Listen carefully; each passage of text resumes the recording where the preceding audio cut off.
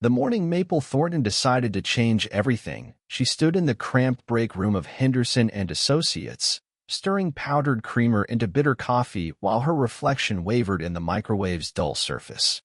3 years as a paralegal had aged her in ways that transcended the calendar. Her shoulders curved inward from hunching over endless case files, her eyes had lost their spark, and somewhere along the way, she'd forgotten what it felt like to speak without permission. Through the thin walls, she could hear Bradley Henderson's booming laughter echoing from the conference room where he entertained clients with stories that always seemed to involve someone else's humiliation. Her stomach clenched as she recognized the particular cadence that meant he was building toward a punchline at her expense. Again. Per little Maple, his voice carried clearly. Sweet as her name suggests, but about as sharp as a butter knife. Yesterday, she spent 2 hours looking for a case that was sitting right on her desk the entire time. The client's dutiful chuckle felt like ice water in her veins. She'd found that case exactly where Bradley had moved it after she'd organized her desk the night before, a small cruelty he'd been perfecting for months, rearranging her work just enough to make her doubt her own competence. This was her reality. 29 years old, living in a studio apartment above Fletcher's Hardware in downtown Montpelier. Earning barely enough to cover rent and groceries while Bradley collected accolades for cases she'd researched and briefs she'd ghostwritten. Her Vermont law school debt grew larger each month, a monument to dreams that seemed increasingly naive. The worst part wasn't Bradley's casual dismissal of her contributions or his tendency to take credit for her ideas during partner meetings. The worst part was how completely she'd allowed herself to disappear. When had she stopped correcting him? When had she started apologizing for existing? Her phone buzzed with a text from her mother. Dinner Sunday? Dad wants to know when you're taking the bar exam. The Weatherby's daughter just made partner at her firm in Burlington. Maple deleted the message without responding. The bar exam required confidence she couldn't summon, not when every day chipped away another piece of her self-worth. Her parents, hard-working dairy farmers who'd sacrificed to send her to law school, deserved better than a daughter who'd settled for being everyone's afterthought. That afternoon, as autumn light slanted through the office windows, Bradley summoned her to his corner office with a dismissive wave. She found him leaning back in his leather chair, feet propped on the mahogany desk her research had helped him afford. I need you to cancel your weekend plans, he announced without looking up from his phone. The Morrison case needs a complete evidence review, and I promised the client we'd have it Monday. Maple's throat constricted. She'd been planning to visit her college roommate Emma and Stowe, their first reunion in over a year. Emma, who'd started her own consulting firm and regularly posted photos from conferences in major cities, representing everything Maple had given up. I already made plans, she managed, her voice barely audible. Bradley's eyes snapped to hers, and she saw something predatory in his expression. Plans? Maple, you're a paralegal, not a partner. Your plans are whatever I need them to be. The humiliation burned through her chest, but she nodded automatically. This was the dance they perfected. He pushed, she yielded, and somehow she always emerged feeling grateful he'd noticed her at all. Besides, he continued, his tone softening into mock concern, it's not like you have anywhere important to be. Emma will understand. Successful people always do. The casual cruelty of it stole her breath. He knew about Emma because Maple had mentioned her achievements during one of their rare conversations, back when she'd still believed Bradley might see her as something more than convenient labor. That evening, Maple sat in her apartment surrounded by case files, mechanically highlighting precedents while her untouched dinner grew cold. Through her single window, she watched couples stroll down State Street, their laughter drifting up through the glass like mockery. Her laptop screen displayed Emma's Instagram feed, photos from a business dinner in Boston, surrounded by professionals who listened when she spoke, who valued her insights. The contrast felt like a physical ache. When had Maple stopped believing she deserved respect? The answer came with uncomfortable clarity, gradually, then suddenly. First, Bradley had questioned her legal analysis, couching criticism in concern. Then he'd begun editing her work so heavily that her original thoughts vanished entirely. Finally, he'd started assigning her tasks that belonged to secretarial staff, always with explanations about team players and paying dues. Each compromise had felt reasonable in isolation. Taken together, they constructed a prison of diminished expectations. Her phone rang, startling her from dark thoughts. Emma's face filled the screen, her smile bright against a restaurant backdrop. "Maple, I'm so excited for tomorrow. I made reservations at that new place overlooking the mountains, and I have so much to tell you about." "I can't come." The words escaped before Maple could soften them. Emma's expression shifted. "What happened?"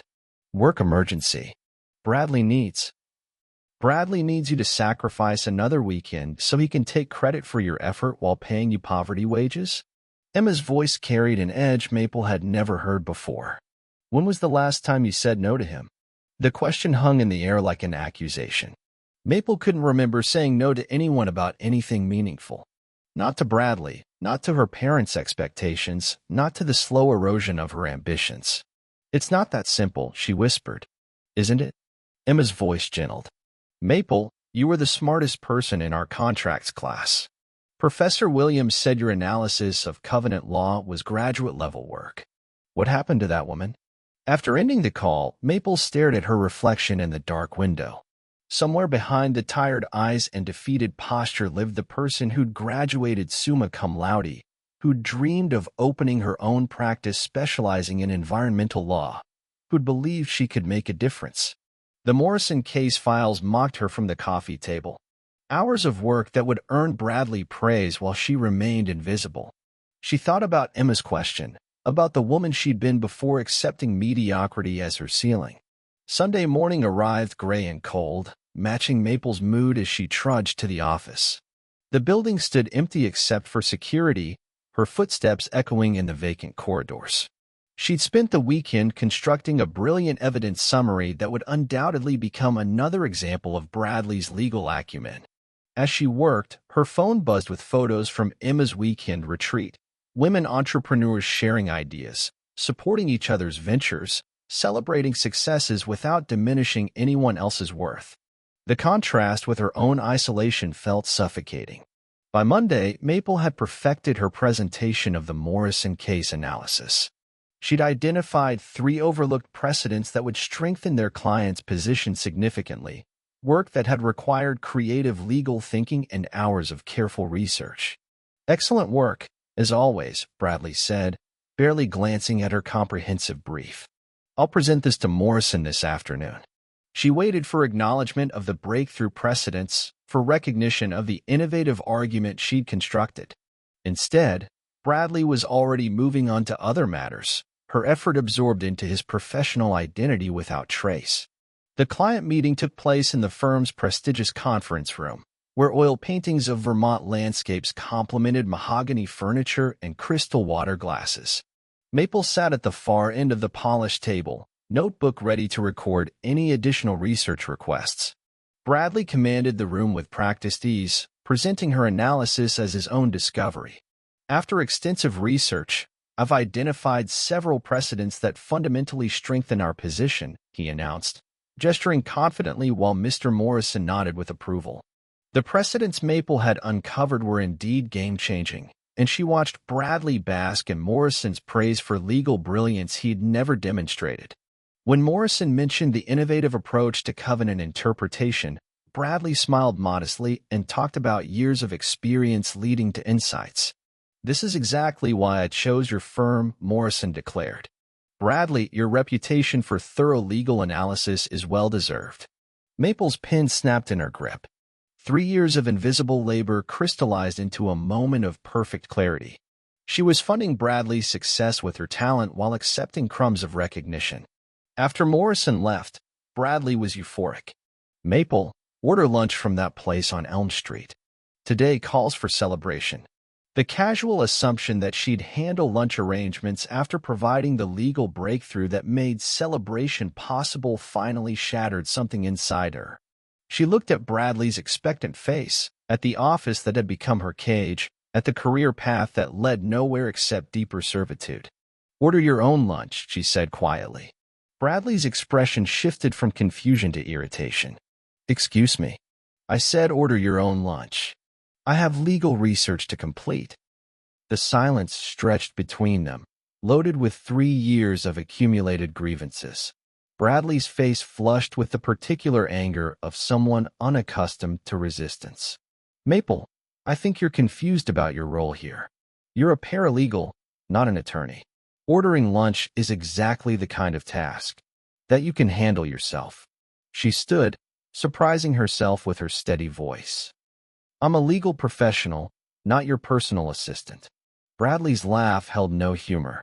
Legal professional? Maple, you're a paralegal who can't even pass the bar exam. Don't confuse doing research with practicing law.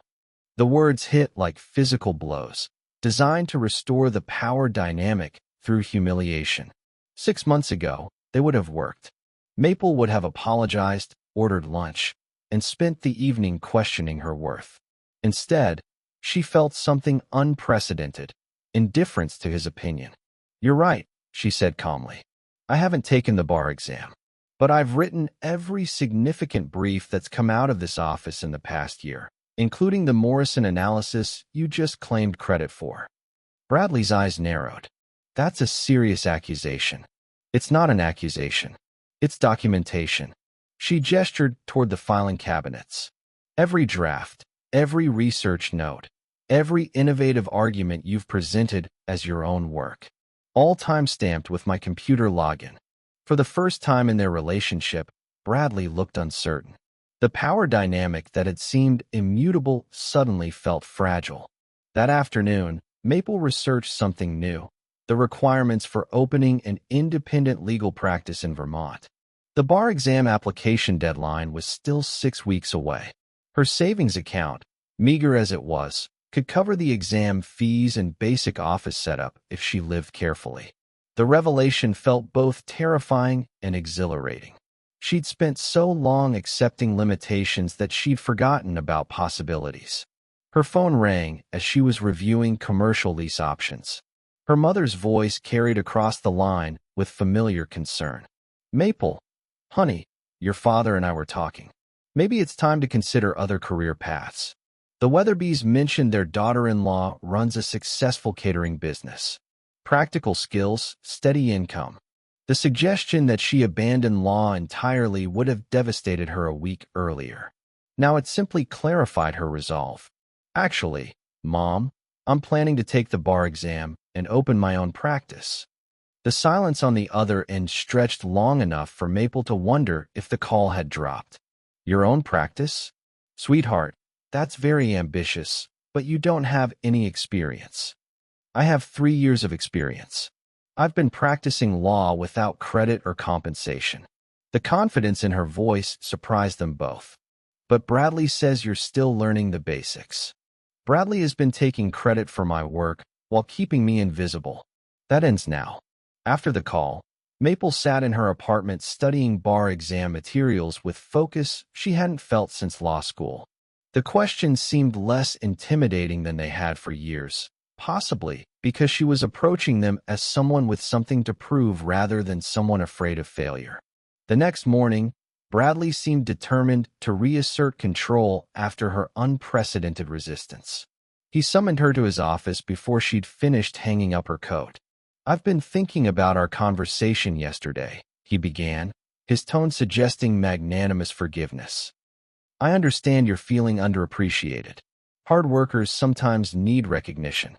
Maple waited, curious about his strategy. I'm prepared to offer you additional responsibilities. More client contact, your name on some research memos, a path toward growth within the firm. The offer would have thrilled her a week ago.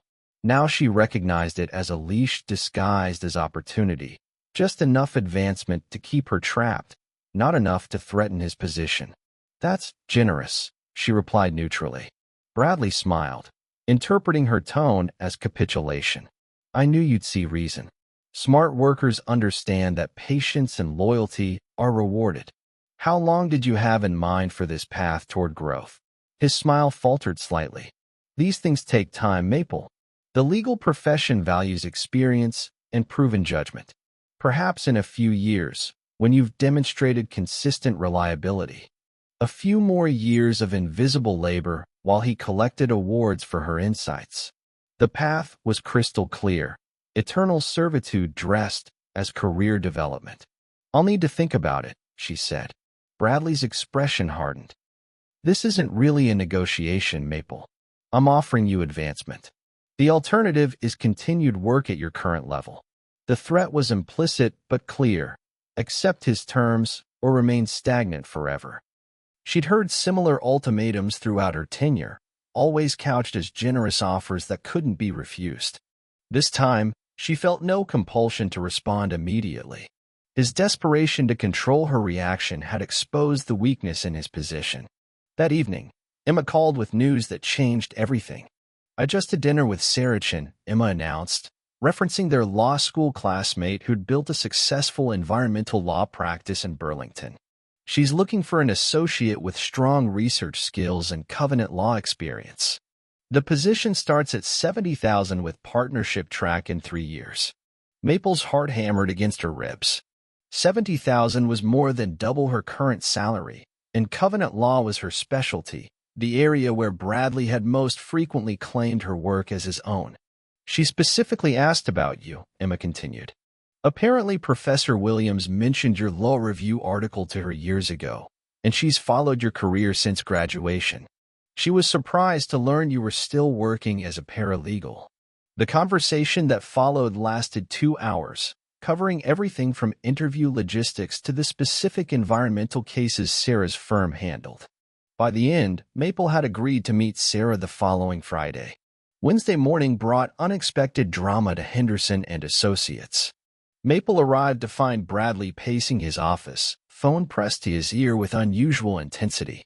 "Understand your concerns, but I assure you the Morrison brief represents our standard level of excellence." Through his open door, she caught fragments of conversation that made her stomach drop. Apparently, Morrison had shared Bradley's covenant law analysis with another attorney, who had questioned the innovative interpretation of precedent law. Certainly wasn't copied from anywhere. This represents original legal thinking.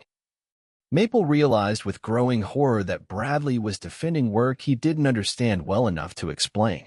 The elegant legal argument she constructed was being dismantled by someone who recognized gaps in the presenter's knowledge. By noon, the crisis had escalated.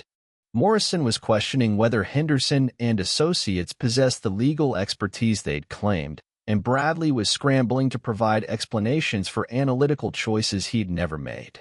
"Maple," he called desperately, "I need you to draft a supplemental brief explaining the reasoning behind the Morrison precedent analysis." She looked at him across the office, flustered, sweating, completely out of his depth when asked to defend work he'd appropriated. For 3 years, she'd watched him succeed on her foundation. Now that foundation was crumbling, and he was turning to her for salvation. "I'm sorry," she said clearly. "I don't understand what you're asking." Bradley's eyes widened with panic. "The Morrison brief. You need to explain the legal reasoning." "I thought that was your legal reasoning. Your original analysis based on years of experience." The words hung in the air like an executioner's blade. Bradley understood perfectly. She was forcing him to acknowledge her authorship or continue pretending expertise he didn't possess. His face cycled through emotions: anger, desperation, calculation. Finally, he chose the path that had always worked before. "Maple, this isn't the time for games. The firm's reputation is at stake." "Exactly. The firm's reputation depends on work I've been doing without credit. Perhaps it's time to acknowledge that reality." The confrontation that followed was unlike anything in their history. Bradley alternated between threats and bargaining, attempting to restore the familiar dynamic where her contributions remained invisible. She listened with detached interest, recognizing manipulation techniques that had once controlled her completely. "You're being unreasonable," he concluded finally. "After everything this firm has done for you." "What exactly has this firm done for me?" The question emerged with genuine curiosity. "Paid me poverty wages for work that built your reputation? Kept me invisible while claiming my achievements? Destroyed my confidence systematically?" Bradley's face flushed with fury. "You're nothing without this firm. A failed law student playing at being an attorney. The insult that would have devastated her a week earlier bounced off harmlessly. She'd moved beyond caring about his opinion. Thursday evening, Maple sat in her apartment preparing for Friday's interview with Sarah Chin. Her portfolio included samples of legal analysis, research projects, and the innovative arguments Bradley had been claiming as his own. Seeing her work compiled independently, she felt pride she'd almost forgotten existed. Her phone buzzed with a text from Bradley. "We need to talk. Don't make any hasty decisions that will damage your career." She deleted the message without responding. Her career had been damaged for 3 years through his systematic appropriation of her contributions. The only question was whether she'd continue enabling that damage. Friday morning arrived crisp and clear, with autumn colors painting the mountains around Burlington in brilliant reds and golds. Sarah Chin's office occupied the top floor of a renovated Victorian building, with large windows overlooking Lake Champlain and walls lined with certificates recognizing environmental law achievements. Sarah herself was nothing like Bradley. She listened carefully, asked thoughtful questions, and demonstrated genuine interest in Maple's legal insights rather than ways to exploit them. "Your analysis of covenant law applications in environmental cases is exactly what we need," Sarah explained. "We're representing 3 municipalities in groundwater protection cases that require innovative legal approaches." The conversation flowed naturally, covering legal theory, case strategy, and the collaborative environment Sarah had built. When Sarah asked about her current position, Maple chose honesty over diplomacy. "I've been working as a paralegal while completing significant legal analysis that's been attributed to others. I'm ready for an environment where contributions are acknowledged and valued." Sarah nodded knowingly. "The legal profession has too many talented women whose work gets absorbed by men who mistake appropriation for leadership. That doesn't happen in my firm." By the end of the interview, Sarah was offering Maple the position with a start date in 2 weeks. The salary, benefits, and partnership track exceeded anything she'd dared imagine while trapped at Henderson and Associates. Walking back to her car, Maple felt transformation happening at cellular level. The woman who'd entered Sarah's office was different from the one leaving, more confident, more purposeful, more aware of her own worth. Her phone showed 17 missed calls from Bradley. Monday morning brought the confrontation she'd been expecting. Bradley was waiting in her cubicle when she arrived, his expression oscillating between anger and desperation. "We need to discuss your professional future," he announced loudly enough for the entire office to hear. "Your recent behavior has been concerning." Maple set down her purse with deliberate calm. Around them, colleagues pretended to work while obviously listening. For years, these people had witnessed Bradley's appropriation of her contributions without comment. Now they would witness her response. "What behavior concerns you?" she asked clearly. "Your attitude. Your unwillingness to be a team player. Your refusal to complete assigned tasks." Bradley's voice carried the authority of someone accustomed to winning these exchanges. "You mean my refusal to order your lunch and my request for credit on legal work I've completed." The specification of complaints deflated his general accusations. Several colleagues looked up from their computers with undisguised interest. "Maple, you seem to have developed unrealistic expectations about your role here. You're a paralegal, not a partner. Paralegals support attorneys. They don't demand credit for collaborative work." The word collaborative in reference to work she'd completed independently while he claimed full credit sparked something dangerous in her chest. "Which collaborative work are you referring to?" she asked. "The Morrison case analysis? The Henderson water rights brief? The Montpelier zoning ordinance research?" Each case name landed like a physical blow. These were Bradley's signature achievements, the work that had earned him recognition and advancement. Everyone in the office knew he'd claimed sole credit for each project. "Those cases represent firm work," Bradley began. "They represent my work. Researched, analyzed, and written by me while you were playing golf or entertaining clients." Her voice remained steady, but carried clearly throughout the office. "I have timestamps, computer records, and email trails documenting every brief you've presented as your own creation." The office had gone completely silent. Bradley's face cycled through several shades of red as he realized the conversation had shifted beyond his control. You're making serious accusations. I'm stating documented facts. 3 years of legal analysis completed by me and credited to you. 3 years of building your reputation on my foundation while paying me poverty wages. Bradley looked around the office, suddenly aware of their audience. His authority depended on maintaining the illusion of superior competence, but that illusion was crumbling in real time. Perhaps we should discuss this privately, he suggested with forced calm. Why? So you can threaten my job unless I continue enabling your career. Maple gathered her personal items from her desk as she spoke. I'm done with private conversations where you manipulate me into accepting less than I deserve. Maple, you're making a mistake that will follow you throughout your career. No firm will hire someone who badmouths previous employers. The threat was designed to trigger her familiar fear of career destruction, the anxiety that had kept her compliant for years. Instead, she felt only relief at cutting ties with someone who'd systematically undermined her professional growth. You're right, she said, shouldering her bag. Which is why I'll let my work speak for itself.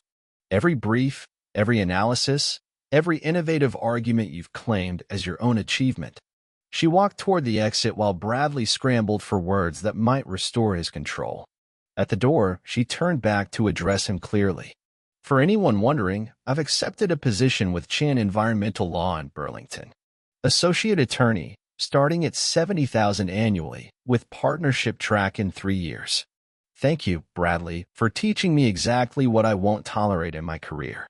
The silence that followed her departure was broken only by the soft click of the office door closing behind her. 2 weeks later, Maple sat in her new office overlooking Lake Champlain, reviewing groundwater protection cases that would genuinely challenge her legal abilities.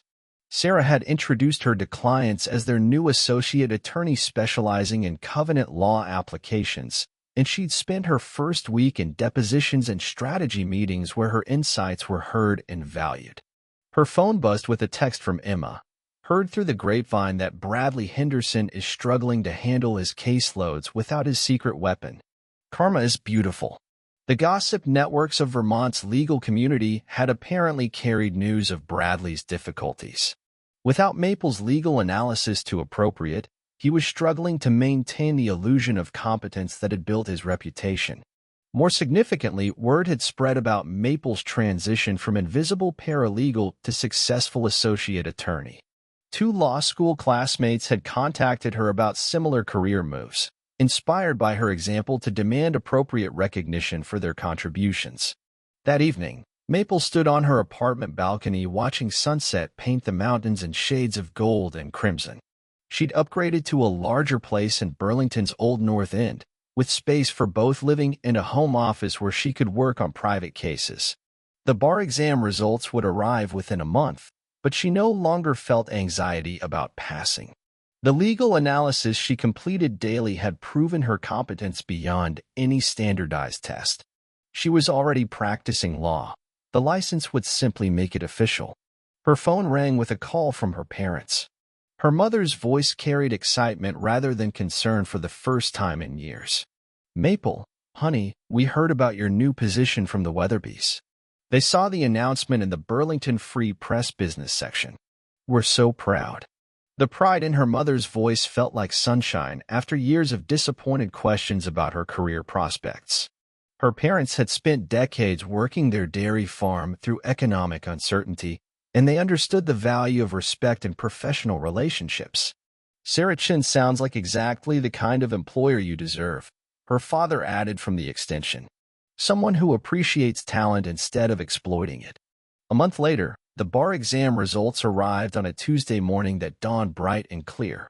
Maple opened the envelope in Sarah's office, surrounded by colleagues who'd become genuine supporters of her success. Attorney Maple Thornton, Sarah announced as Maple held up the passing score notification. Welcome to full membership in the Vermont Bar. The celebration that followed included cake, champagne, and stories from Sarah about the environmental cases they'd tackled together. Maple felt the completeness of transformation from invisible paralegal to recognized attorney, from exploitation to collaboration, from career victim to professional success. That afternoon brought an unexpected phone call from Bradley Henderson. She almost declined to answer, but curiosity won. "Maple, congratulations on passing the bar." His voice carried unfamiliar humility. "I heard about your success at environmental law." She waited without responding, unwilling to make conversation easier for him.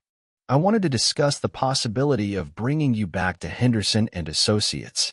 As an associate attorney, of course, with appropriate recognition and compensation." The offer that would have thrilled her 6 months earlier now seemed pathetically inadequate. Working for Bradley again, even with improved terms, would mean returning to an environment built on power dynamics and appropriation. "I'm very happy with my current position," she replied simply. "Maple, I think there may have been some misunderstandings about our previous working relationship. I've always valued your contributions. Bradley, you've spent 3 years claiming my work as your own while paying me poverty wages. That's not a misunderstanding. It's systematic exploitation." The silence on the other end stretched long enough to suggest he'd hoped she might have forgotten their history. "Perhaps we could discuss terms that would make a return mutually beneficial." "There are no terms that would make working for you beneficial. I've found an environment where my contributions are valued from the beginning, not appropriated until desperation requires acknowledgement." After ending the call, Maple realized she felt no satisfaction in Bradley's obvious difficulties. His struggles were consequences of choices he'd made, just as her success resulted from decisions to demand appropriate treatment. 6 months into her position at Outshone Environmental Law, Maple had established herself as the firm's covenant law specialist, with 3 successful groundwater protection cases and recognition from Vermont's environmental law community. Sarah had begun discussing partnership timeline and the firm's expansion plans.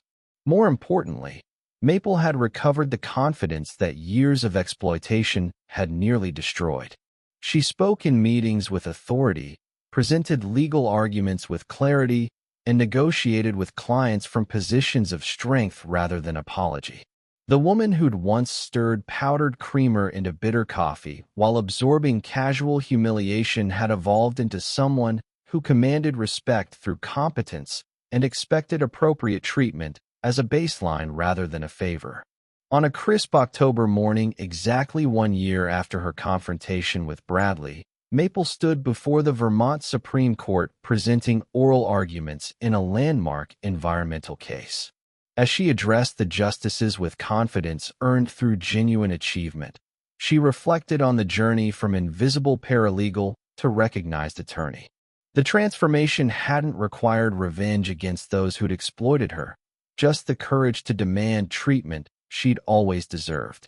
Success built on authentic contribution felt infinitely more satisfying than recognition gained through appropriation. After court, Sarah waited with news that completed Maple's professional evolution. "The partnership vote was unanimous," Sarah announced with a smile. "Welcome to Chun, Thornton and Associates, Environmental Law." Standing in the Vermont Supreme Court building, surrounded by colleagues who valued her contributions and challenged her growth, Maple understood that the best revenge against those who'd underestimated her was the success she'd built through her own talent and determination. The woman they'd laughed at for demanding respect had outshone them all by creating an environment where respect was fundamental rather than earned through degradation. Her new venture hadn't just succeeded. It had redefined her understanding of professional relationships built on collaboration rather than exploitation. As autumn light streamed through the courthouse windows, illuminating a career path she'd constructed through courage and competence, Maple Thornton smiled with the deep satisfaction of someone who'd chosen genuine success over familiar suffering. The transformation had rippled beyond her professional life into every corner of her existence. Her parents now introduced her as "our daughter, the environmental lawyer," with unmistakable pride. The Weatherbys, who'd once served as examples of children who'd achieved more, now asked her advice about legal matters affecting their own business. Emma visited frequently, bringing other successful women entrepreneurs who saw Maple as proof that late-blooming success could be more meaningful than early achievement built on others' foundations. These gatherings in Maple's Burlington apartment, overlooking the lake where she'd once felt so isolated, became informal networking sessions where women shared strategies for demanding appropriate recognition. 3 months after making partner, Maple received an invitation that crystallized how completely her world had changed. The Vermont Bar Association wanted her to speak at their annual conference about innovative approaches to environmental law. The invitation specifically mentioned her groundbreaking work on covenant law applications in municipal water rights cases. She thought about Bradley, who'd probably applied to speak at the same conference using arguments he'd never understood. The irony wasn't lost on her that she'd be presenting legal innovations she'd developed while he'd claimed credit for them. The difference was that now she could explain every nuance, defend every precedent, and expand on applications he'd never imagined.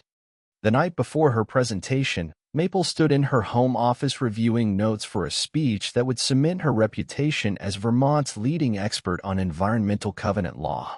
Her diplomas hung on the wall beside awards from environmental organizations and photos with clients whose communities she'd helped protect. Her phone buzzed with a text from an unknown number. "Saw your name on the bar conference program. Impressive how far you've come since leaving us. B."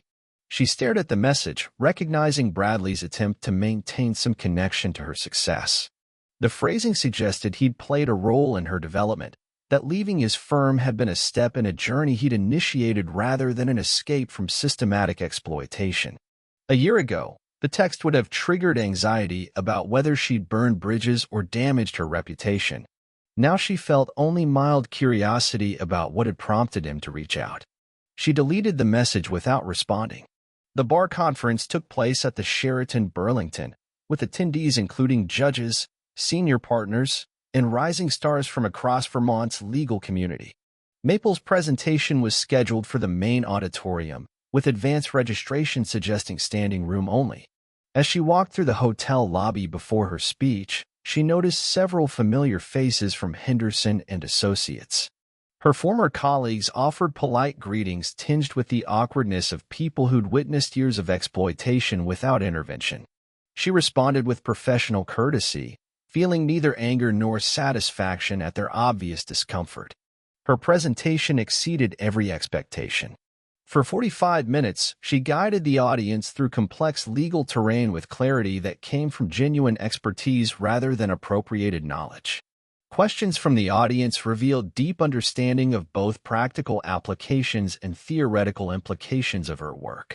The standing ovation that followed felt like validation of every difficult decision she'd made in the past 18 months. As attorneys approached afterward with business cards and collaboration proposals, Maple realized she'd achieved something Bradley never had: recognition based on work she could explain, defend, and expand upon. During the reception that followed, she found herself surrounded by colleagues eager to discuss environmental law applications and partnership opportunities. The contrast with her previous professional existence felt surreal: conversations where people listened to her insights rather than waiting for chances to dismiss them. "Maple Thornton?" A voice behind her carried familiar condescension wrapped in false warmth.